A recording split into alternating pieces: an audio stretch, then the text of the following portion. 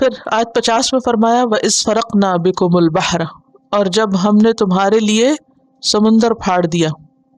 یہاں ایک خاص واقعے کی طرف اشارہ ہے. اللہ سبحانہ وتعالیٰ نے موسیٰ علیہ السلام کو بھیجا تاکہ بنی اسرائیل کو فرعون کے ظلم سے نجات دلائیں. تو جب اللہ کا حکم آیا تو موسیٰ علیہ السلام ساری بنی اسرائیل کو لے کر فلسطین کی طرف جانے لگے. آگے پہنچے تو دریا تھا یا سمندر تھا. باہر کا لفظ دریا سمندر دونوں کے لیے استعمال ہوتا ہے. اس کی پوری تفصیل جو ہے وہ سورۃ الشعراء میں آتی ہے. اور وہاں پر جب موسیٰ علیہ السلام اپنی قوم کو لے کر قریب پہنچے تو آگے دریا اور پیچھے آل فرعون تھی، تو بہت پریشان ہوئے اور کہنے لگے کہ تو ہمیں یہاں لے آیا ہے تاکہ ہم ہلاک ہو جائیں اور دشمن ہمیں آ کے پکڑ لے. تو اس وقت موسیٰ علیہ السلام نے کہا تھا کلا، ہرگز نہیں، ان معی ربی سیہدینی، میرے ساتھ میرا رب ہے، وہ مجھے راہ دکھائے گا.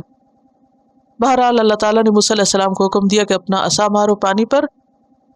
انہوں نے جب مارا تو پانی دو حصوں میں بٹ گیا. فرقنا بکم البحر، اور بیچ میں سے بڑی سڑک نکل آئی اور دونوں طرف کا پانی بڑے پہاڑوں کی طرح دونوں سائڈوں پر ہو گئے. جیسے آپ کسی پہاڑی رستے سے گزرے ہوں، بالکل اسی طرح وہ سمندر کے بیچوں بیچ میں سے گزرے. فرقنا بکم، تمہارے لیے ہم نے سمندر پھاڑ دی، کوئی معمولی سی بات نہیں. فانجیناکم، پھر ہم نے تم کو نجات دے دی، بچا لیا، نکال لیا تم کو وہاں سے. واغرقنا آل فرعون، فرعون کی آل کو وہاں غرق کر دیا کیونکہ وہ پیچھے آ گئے تھے بنی اسرائیل کو فالو کرتے ہوئے. اور جب وہ غرق ہوا تو انتم تنظرون، تم دیکھ رہے تھے، تمہارے سامنے یہ سب کچھ ہوا. تو اس سے بھی کیا پتہ چلتا ہے؟ نمبر 1 کہ اللہ تعالیٰ جب کسی کو مصیبت سے نکالنا چاہتا ہے تو وہ ایسے ایسے اسباب پیدا کرتا ہے کہ جو عام انسانی عقل میں بھی نہیں آتے. یہ بالکل عقل کے خلاف ہے بات. کیا کہ سمندر پھٹ جائے اور اس پہ سڑک بن جائے. ایک سڑک بنانے کے لیے کتنا پیسہ چاہیے ہوتا ہے اور کتنے لوگ لگتے ہیں اور کتنی پلاننگ کرنی پڑتی ہے جب کوئی ہائی وے بنتا ہے.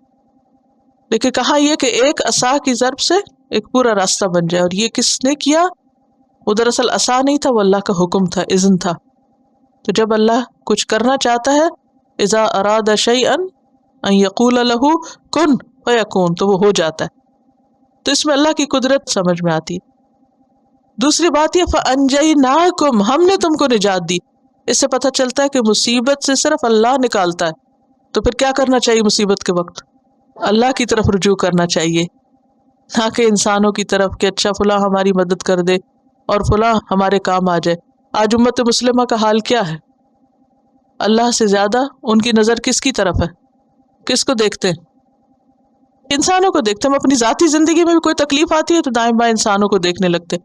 کسی قومی زندگی میں، کوئی اجتماعی زندگی میں تکلیف آتی ہے تو اور بڑے بڑے انسانوں کو دیکھنے لگتے ہیں، اور جو اصل بڑا ہے اس کو بھول جاتے ہیں. تو کیا یاد رکھنے کی ضرورت ہے؟ ہمارے لیے اس میں سبق کیا ہے؟ انجیناکم، نجات اللہ دیتا ہے. مصیبت کے وقت اللہ کی طرف جانا چاہیے. وَأَغْرَقْنَا آلَ فِرْعَوْنَ وَأَنْتُمْ تَنْظُرُونَ. اور پھر آپ دیکھیے کہ یہ صرف بنی اسرائیل کے ساتھ نہیں ہوتا، صحابہ کرام کے ساتھ بھی ایسے واقعات پیش آئے کہ جب دشمن کا مقابلہ کرتے ہوئے ان کے راستے میں سمندر حائل ہوئے تو انہوں نے اپنے گھوڑے دوڑا دیے. وہ شعر نہیں یاد آپ کو اقبال کا؟ دشت و دشت دریا بھی نہ چھوڑے ہم نے، بحر ظلمات میں دوڑا دیے گھوڑے ہم نے. اور یہ کوئی خیالی شعر نہیں، حقیقت ہے کہ جب ایک انسان پورے عزم کے ساتھ اللہ کی طرف بڑھتا ہے تو اللہ تعالیٰ اس کے لیے غیب سے مدد کرتا ہے. اور بسا اوقات سمندر بھی خشکی کا راستہ بن جاتے ہیں اور وہاں بھی راستے نکل آتے ہیں. لیکن یہ کب ہوتا ہے؟ جب اللہ کی مدد آتی ہے. اور اللہ کی مدد کے لیے کیا کرنا چاہیے؟ اللہ ہی کی طرف رجوع کرنا چاہیے. یہ نہیں کہ حرم پاک کو چھوڑ کر کسی کی قبر پہ جائے انسان.